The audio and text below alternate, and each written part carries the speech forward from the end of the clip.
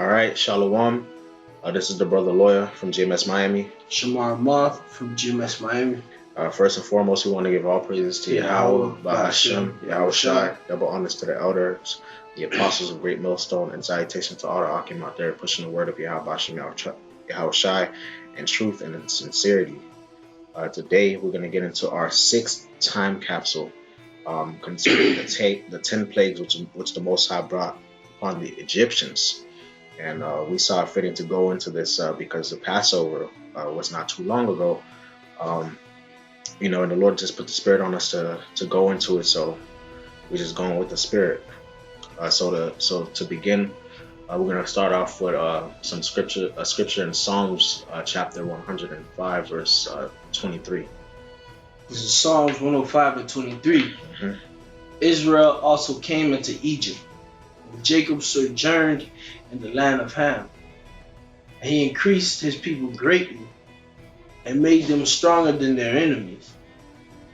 He turned their heart to hate his people, to deal subtly with his servants.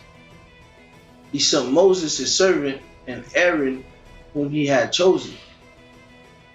They showed his signs among them and wonders in the land of Ham. He sent darkness and made it dark, and they rebelled not against his word. He turned their waters into blood and slew their fish. Their land brought forth frogs in abundance in the chambers of their kings. He spake, and there came diverse sorts of flies and lice in all their coasts. He gave them hail for rain and flaming fire in their land. He smote their vines also and their fig trees, and brake the trees of their coasts. He spake, and the locusts came, the caterpillars, and that without number, and did eat up all the herbs in their land, and devoured the fruit of their ground. He smote also all the firstborn in their land, the chief of all their strength. He brought them forth also with silver and gold, and there was not one feeble person among their tribes. Egypt was glad when they departed, for the fear of them fell upon them. That's right. So here it is. We reading in Psalms 105, which is one of the Psalms of David, if I'm correct, about how the Lord had our people go into Egypt and sojourn there, and the Egyptians dealt subtly with us and put us in slavery. And then the Most High raised up Moses and Aaron to perform all these signs and wonders upon Egypt. Darkness, flies, boils, locusts, etc., etc. And eventually the Egyptians did let us go. And they were happy to let us go. They actually wanted to let us go speedily. So we're going to go into some artifacts. One artifact in particular that pretty much goes into the 10 plagues of Egypt. And this the article that we're going to go into that mentions this artifact is on the beginningoftheend.com. And the title of the article is that the Exodus really happened, historical evidence of the Exodus. Now for us as Hebrew Israelites, we know that the Exodus happened, and we believe that the Exodus happened through faith. Okay, so the title of the article doesn't even matter. I'm just putting out the information there, so if brothers want to research it, they can find it. So we're going to start the article off at the second paragraph, head title, headline actually, the timing of the Exodus in ancient Egypt, in ancient history. So if the brother doesn't mind reading that for me, please. The timing of the Exodus in ancient history. The Israelite enslavement in Egypt and the Exodus took place during the Middle Kingdom of ancient Egypt, which would be the 11th, 12th, and 13th dynasties. This period came to an abrupt end when the Hys, Hyksos, the Hyksos, foreign Asiatic invaders, swept in and rapidly took over Egypt, ruling for the next 400 years. So what allowed this conquest to take place? It was that Egypt was ravaged by a series of disasters and plagues just prior to the Hyksos invasion. And this is recorded in the Ipuwer Papyrus, an ancient poem written by an Egyptian scribe named Ipuwer, who recorded the aftermath of the plagues upon Egypt and the sweeping conquest of the Hyksos. Document also known as the admonitions of an Egyptian sage was originally translated by famed archaeologist H. Gardner, Russian scholar Ipuwer Papyrus in his book Ages in Chaos made the connection that the Ipuwer Papyrus confirms much of the historical accounts of the Exodus as recorded in the Bible. Khan. So we're gonna read the next part. Go ahead, out. The one historian. Mm-hmm.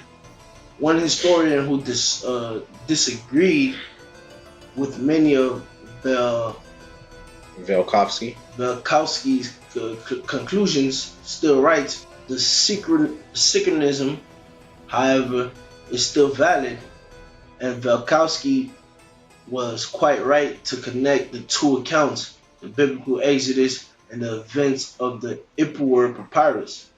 But rather than simultaneously describing the same plagues, it appears that Moses recorded Act 1 of the drama, the devastation of Egypt and the escape of the Israelites at the hand of the Lord, and that Ipuwer described Act 2, the conquest of Egypt by the Hyksos on the hill of the Exodus. Velkovsky identified the Hyksos as the biblical Amalekites who the Israelites battled in the desert of Rephidim after crossing the Red Sea. That provides a further link between the two accounts. Right. If you brothers want to look up the Hyksos and do some research on them, because there are various viewpoints on who the Hyksos were. In this lesson, we're not really focusing on the Hyksos. We're just focusing on the 10 plagues of Egypt. So if the Spirit's on you, brothers, to do research on the Hyksos, to see whether or not the Hyksos were Amalekites or Israelites or whatever, go ahead and do that. But this lesson is specifically focusing on the 10 plagues that the Lord brought on Egypt, recorded in Ipuwer's Papyrus. So go ahead and read the next paragraph out.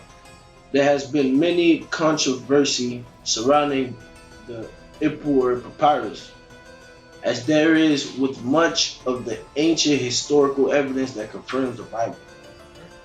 But in this instant, the majority view on both sides were not entirely correct. What the papyrus records is the invasion of the Hyksos, which took place on the hill of the plagues of Egypt. So it is not a parallel account of the Exodus, but rather a reflection on the judgments of the Exodus in light of the invasion in light of the invasion that followed. But in its description, there are startling descriptions that are completely in line with the biblical account. Yeah, so we're gonna get into the next part of the article entitled "The Similarities from Secular History."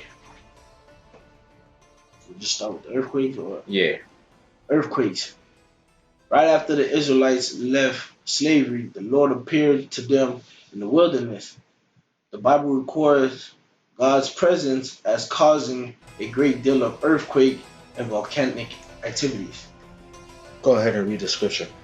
And Mount Sinai was altogether on a smoke, because the Lord descended upon it in fire, and the smoke thereof ascended as the smoke of a furnace, and the whole mount quaked greatly. Exodus 19:18. So right there, to begin, this article talks about how the Most High appeared on Mount Sinai, and the earth shook greatly. And here it is in Ipuwer's Papyrus. Ipuwer also talks about great earthquakes happening around the time of these 10 plagues. If you could continue reading that. Papyrus 2011. Mhm.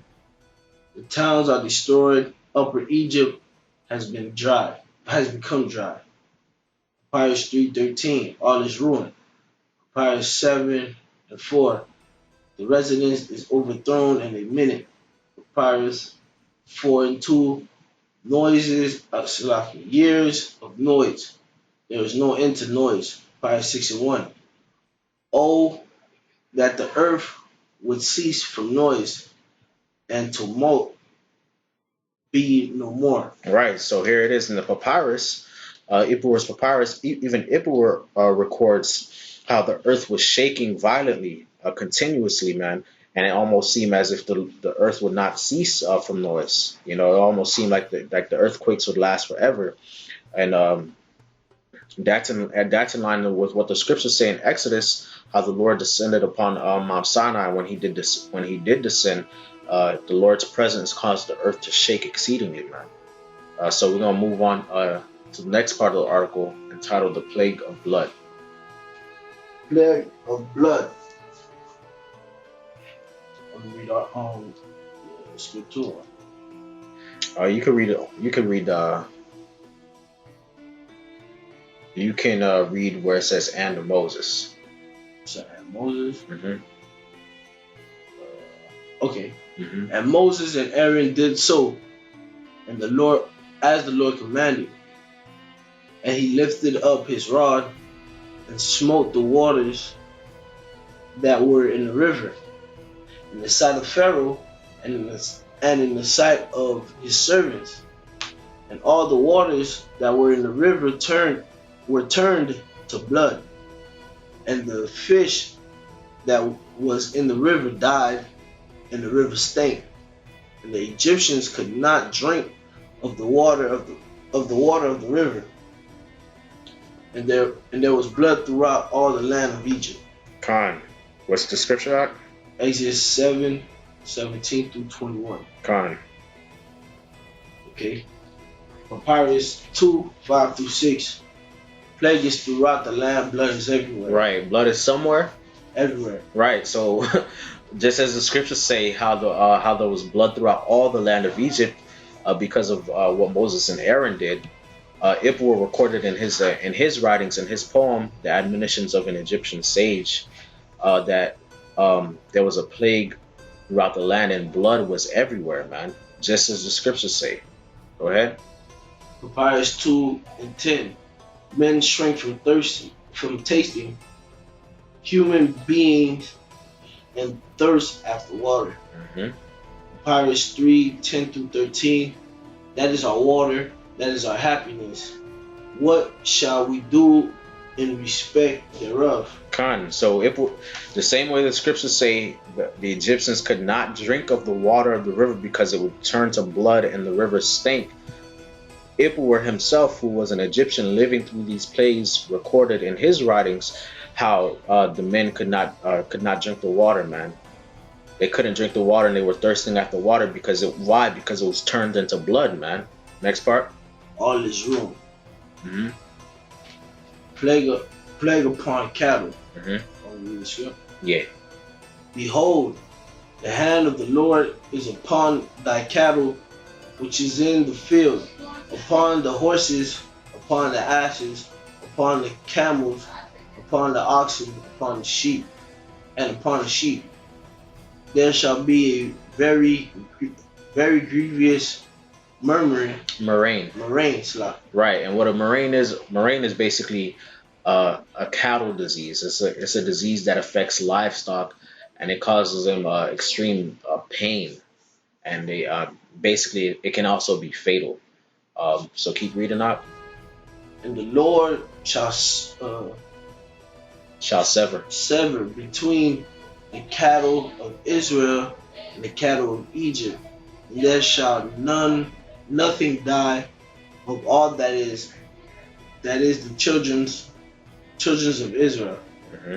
And the Lord appointed a set time, saying, tomorrow the Lord shall do this thing in the land. And the Lord did that thing on the morrow, and all the cattle of Egypt died, but the cattle of the children of Israel died not one. Exodus 9, 3-6. Mm-hmm. Papyrus 5:5. All animal, their hearts weep, cattle mourn. So that's in line with what the scriptures say. All the animals of Egypt, they wept, man. Why did they weep? Because they were in pain, because the Lord plagued them with a grievous disease, man. That's why they were weeping and moaning. Go ahead, plague of hell. Plague of hell. Mm-hmm. And the Lord said unto Moses, stretch forth thy hand towards heaven, that there may be hell in all the land of Egypt, upon man, upon beast, and upon every herb of the field, throughout the land of Egypt. So there was hell, and the fire mingled with the hell, very grievous, such as there was none like it in all the land of Egypt since it became a nation. And the hell smote throughout all the land of Egypt, all that was in the field, both man and beast, and the hell smote every herb on the field, and brake every tree of the field. And the flax and the barley was smitten, for the barley was in the ear, and the flax was bold. Exodus 9, 22, 25 through 25 and 31. So what does the papyrus say? Papyrus 4:14. Trees are destroyed. Papyrus 6:1. No fruit nor herb are found. Yeah, why was there no fruit or herb found? Because the Most High destroyed them with hail mingled with fire. Go ahead. Papyrus 2:10. Mm-hmm. Forsooth, gates, columns, and walls are consumed by fire. Mm-hmm. Papyrus 10:3-6. Lord, Egypt weeps. The entire palace is without its revenues. To it belong by right wheat and barley, geese and fish. So there you have Ipuwer recording how the land was consumed by fire, and that there was no food to eat, man. There was no flax, no barley, no herbs, no fruit. The reason why that happened was because Most High plagued Egypt with hail, and the hail was mingled with fire, and it burned all of their produce. Go ahead. Papyrus 6:3. Forsooth, grain has perished on every side. Papyrus 5:12. Forsooth, that has perished which yesterday was seen. Mm-hmm. The land is left over to its weariness, like the cutting of flax. So even Ipuwer records how while he's living through these plagues, that one moment there was wheat and barley and grain and produce in abundance, and then the next day it was all gone, man. It was all perished and destroyed, man. And that's in alignment with what the scriptures say. Keep reading. The Ipuwer Papyrus describes the destruction of crops as happening suddenly, Mm-hmm. where the food that was seen yesterday was then destroyed without warning, Mm-hmm. indicating a catastrophic Catastrophe. catastrophe took place, uh, which lines up with the scriptural account of God's supernatural judgment destroying them. Additionally, both the Bible and the papyrus Specifically. specifically reference flax, which was one of the most common used crops in ancient Egypt society and a critical part of their economy. Thus, the loss of flax crippled the empire. Con, man. So there you see how the Most High was really judging these Egyptians, man. Not even an Egyptian who was living at the time. Not even he could ignore it, man. So the next part of the article, plagues of locusts.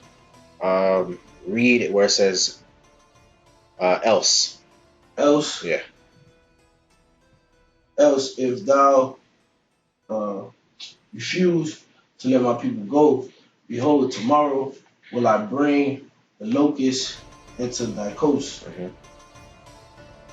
and they shall cover the face of the earth, that one cannot be able to see the earth, and they shall eat the residue of which, oh, Salah, and they shall eat the residue of that which is escaped, which remaineth upon unto you from the hell, and shall eat every tree which groweth for you out of the field. Right. So stop right there. This next plague is a plague of locusts, and what the locusts were to do if Pharaoh didn't want to let us go was basically to destroy everything, all the produce that was left that wasn't destroyed by the hail.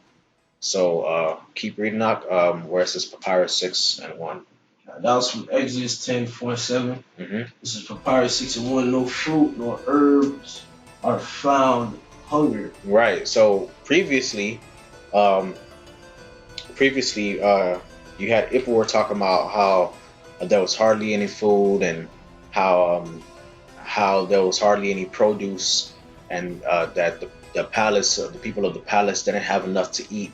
And then afterward, you have him saying that there's no food, period. And the article goes into why. Go ahead, read it out. Notice that the locusts were sent to finish the destruction started by the hail. Both were to the end that there was no food left in Egypt. And Khan. So what the locusts did is that the locusts basically, like was mentioned earlier, the locusts basically ate everything that was left, man. So the Most High starved these Egyptians out, man. And here it is recorded in ancient history, man. I thought the Israelites was never in Egypt, man. I thought the Israelites never existed. Go ahead. Slave uprising in Egypt, slaves spoiled the Egyptian. Hmm. God prophesies to Moses that after the 10th plague, when every firstborn son in Egypt would be killed, Pharaoh would finally relent and permit the nation of Israel to leave the empire. But with that, the Egyptian people forced to submission by God's cataclysmics, right? God's cataclysmic. Yeah, by God's cataclysmic judgment would give their jewelry to their former slaves. This is described in both the Bible and secular accounts. Hmm. So, Go ahead and read this scripture. and it came to pass that at midnight the Lord smote all the firstborn in the land of Egypt, from the firstborn of Pharaoh that sat on the throne unto the firstborn of the captive that was in the dungeon. and all the firstborn cattle. And Moses, and Pharaoh rose up in the night, he and all his servants and all the Egyptians, and there was a great cry in Egypt, for there was not a house where there was not one dead. And he called for Moses and Aaron by night, and said, Rise up and get you forth from among my people, both ye and your children, both ye and the children of Israel, and go serve the Lord, as ye have said. Also take your flocks and your herds, as ye have said, and be gone, and bless me also. And the Egyptians were urgent upon the people, that they might send them out of the land in haste. For they said, We be all dead men. And the people took their dough before it was leavened, their kneading throws, being bound up in their clothes upon their shoulders. And the children of Israel did according to the word of Moses, and they borrowed of the Egyptians jewelry of silver and jewelry of gold and raiment. And the Lord gave the people favor in the sight of the Egyptians, so that they lent unto them such things as they required, and they spoiled the Egyptians. Exodus 16, 20, Exodus 12, 29 through 36. Papyrus 3, 2 through 3. Gold and jewels. Gold and jewels are fastened on the neck of female slaves. Papyrus 4 and 2. Forsooth, great and small say, I wish I might die. So in the papyrus, Ipuwer records how those jewels of gold and silver given unto the female slaves, and then he also records how the Egyptians wished they would die in accordance with the scriptures, man, because the scriptures say that we spoiled the Egyptians, and it also says that Egyptians made haste to get us out the land, and they said we be all dead men. So go ahead and continue reading out the papyrus. Papyrus 5 and 14. Would that there might be an end of men, no conception, no birth. Oh, that the earth would cease from noise, and tumult be no more. The papyrus describes men fleeing the cities and tents, even as Israel fled Egypt and abode in tents as they journeyed. Papyrus 10:2. Men flee. Tents are what they make, like the dwellers of the hills. The scripture shows that a mixed multitude of Egyptians fled Egypt with the Israelites. Their first brief stopover was at a place called Succoth, which in Hebrew means tents or booths. Exodus 12:38. So we're gonna skip down and go into the next part of the article called the plagues of darkness. Go ahead. The plagues of darkness. And Moses stretched forth his hand towards heaven, and there was a thick darkness in all the land of Egypt 3 days. They saw not one another, neither rose any from his place for 3 days.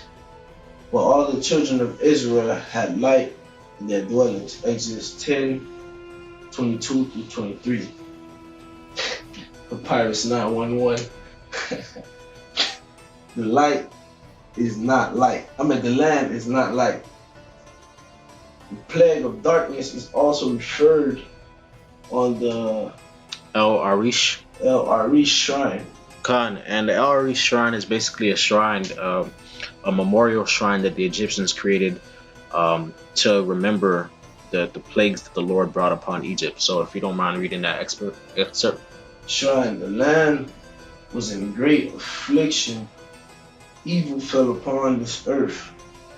It was a great Upheaval. In the resident. Nobody left the palace during 9 days.